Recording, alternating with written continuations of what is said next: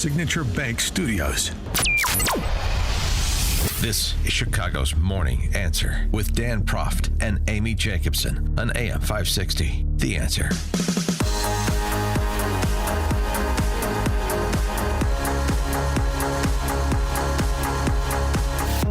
Top of the morning, Dan and Amy. American-Israeli citizen and occupational therapist from North Carolina, Keith Siegel, was released over the weekend after nearly 500 days in captivity. And this is part of the Phase 1 hostage exchanges between Israel and America, by extension, and Hamas.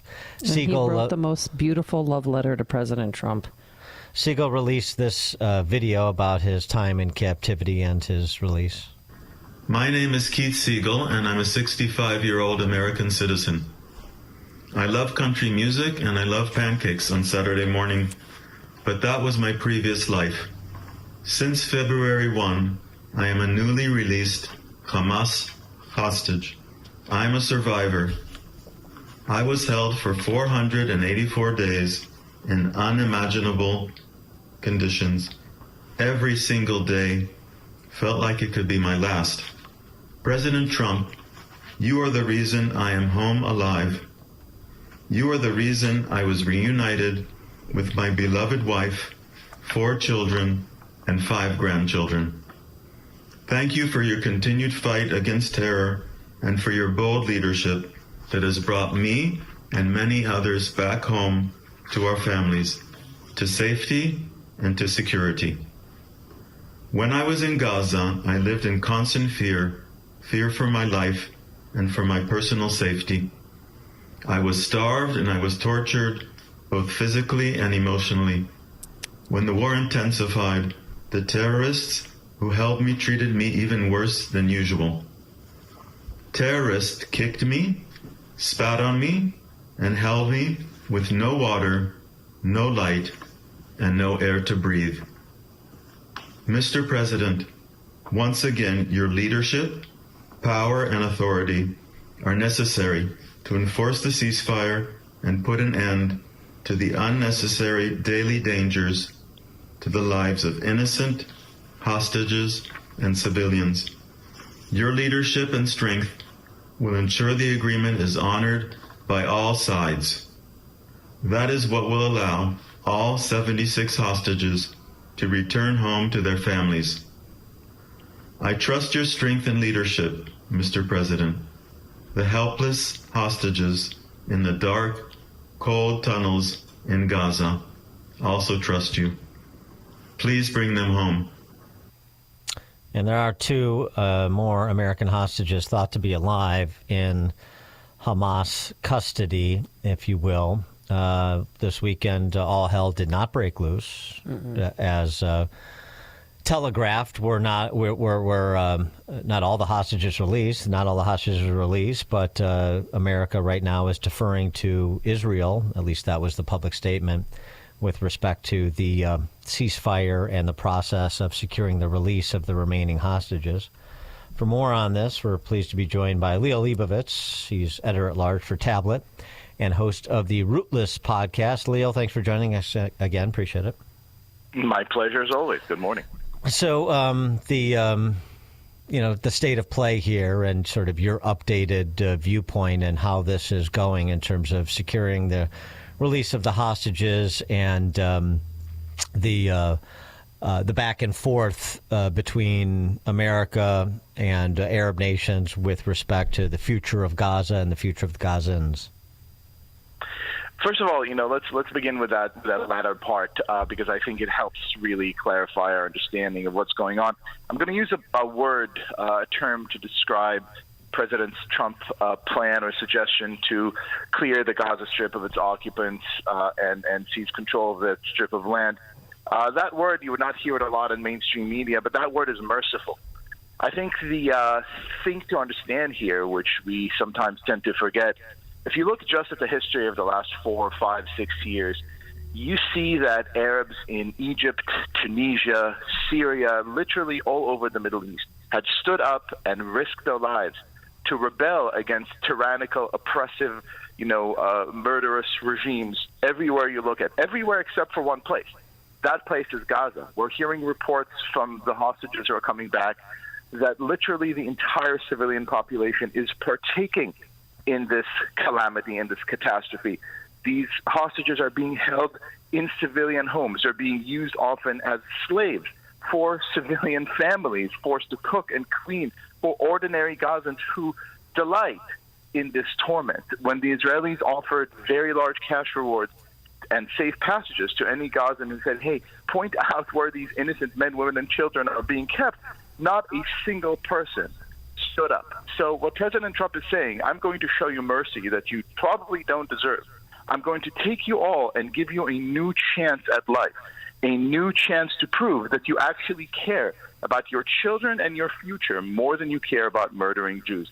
I think that is an act of great moral courage. I think it's an act of great political imagination. And even if it doesn't come to fruition, which I think it very well might, because I think it's a very feasible plan, just by proposing it, I think, as he had done during his first term with the Abraham Accords, President Trump yet again showed the capacity to totally change the rules of the game in the Middle East. Well, what about the King of Jordan saying that he wants to take 2,000 Palestinian children who are sick? Do you think that's going to happen, or is he just trying to placate to President Trump while he was in the Oval Office? I think he's very much, I think it's both. I think 2,000 is a very small number. I think he's trying to placate the president for sure, because he knows the same thing that his father knew, which is what his grandfather also knew, which is Jordan is a country that is overwhelmingly majority Palestinian, very, very brutally oppressed by a small Hashemite minority that has been governing over them for the better part of a century. Some historically minded listeners would recall that in the late 70s, when these Palestinians rebelled and said, hey, we want this to be a Palestinian state because we're more than 80% here, King Hussein, the current king's father, massacred, slightly over 10,000 of them in what was known as Black September. These are not regimes that have any misconceptions about who the Palestinians are and what they ultimately want.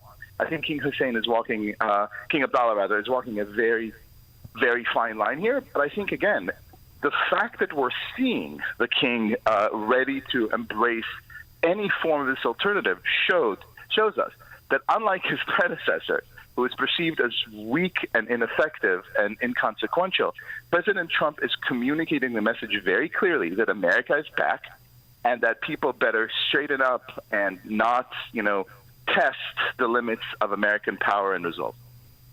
But I mean, you said that it's quite possible this could happen because of Trump's imaginative approach.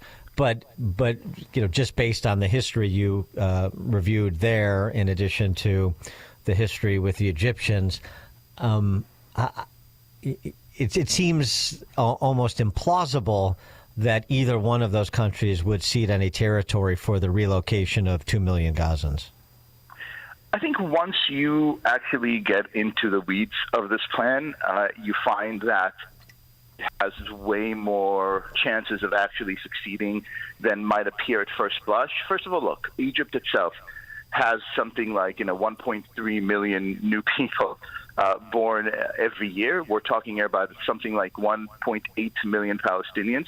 We're talking also about Sinai, which is a territory that is, geographically and emotionally both very close and very similar to what Gaza is. I think some kind of plan by which these civilians are distributed to some combination of Egypt, mainly Sinai, Jordan, and then the Emirates is a plan that will not rustle the feathers too much of Arab countries. It is very feasible, especially given the fact that the outcome, that the payoff for this would be tremendous incentive, economic incentive, to actually bring about the vision of a Middle East that is peaceful, that is prosperous, and that is focused not on murdering Jews, but actually on improving the lives of all citizens, Jews and Arabs alike. And you think the Trump administration's, at least from a perception perspective, taking a backseat to Bibi and the Israelis when it comes to the ceasefire and its progression, that's the right approach to take?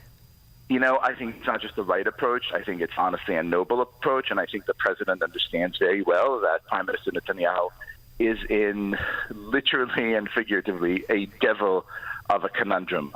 He, I think, would very much like to go ahead and continue the fighting until all of Hamas is crushed. We're seeing in those ghastly ceremonies of hostage release, we're seeing still thousands and thousands of armed men celebrating in the streets with firearms, unafraid.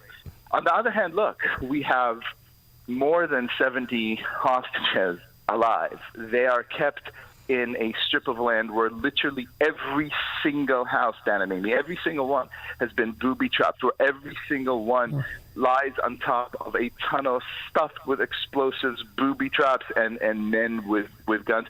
This is a very, very difficult situation. I think Prime Minister Netanyahu, like most Israelis, as much as they would like to see the gates of hell open and punishment delivered to these animals in Hamas for all that they have done, I think the top priority in Israel right now is get as many people alive back as is humanly possible and then deal with the situation. Well, when does phase 2 begin, and what does that look like? Well, the question, the question is not so much when does phase 2 begin. I think the bigger question is whether phase 2 begins. Phase 2, which is supposed to begin in the coming weeks, is the phase in which there will be a permanent ceasefire. All the other hostages, meaning military-age men, will be released. We're talking again over more than 70 of them, and the rebuilding of Gaza will begin. If phase 2 indeed comes to fruition, that would mean that Hamas, for all intents and purposes, remains in power in Gaza. It will mean that the Philadelphia corridor, which is the corridor that essentially connects Egypt and Gaza, is once again in Hamas' hands, which means that they can continue to use it to smuggle in great amounts of munitions and armed men from all over the Arab world to continue rebuilding for the next October 7th, for the next murderous terrorist attack against Israel. I don't really honestly see any Israeli government signing that deal in good faith, because it would mean, even at the price of releasing all these hostages, it would basically mean that while tactically Israel has achieved tremendous things in this war, it has devastated so much of Hamas's, command center. It has devastated so much of Hamas's military capabilities, hurt its rocket, depots, et cetera, but actually strategically finds itself in a place that's not so different than what it was before October 7th. Very, very hard for me to see any Israeli leader actually signing on to that at any cost. Liel Leibovitz, editor-at-large for Tablets, tabletmag.com, also tabletmag.org, and also host of the Rootless podcast. Liel, thanks as always. Appreciate it. Pleasure. Thank you. Thank you. And he joined us on our turnkey.pro answer line. Connect with Dan and Amy on the AM 560 The Answer mobile app. Just text the word app to 64636 to download the app today.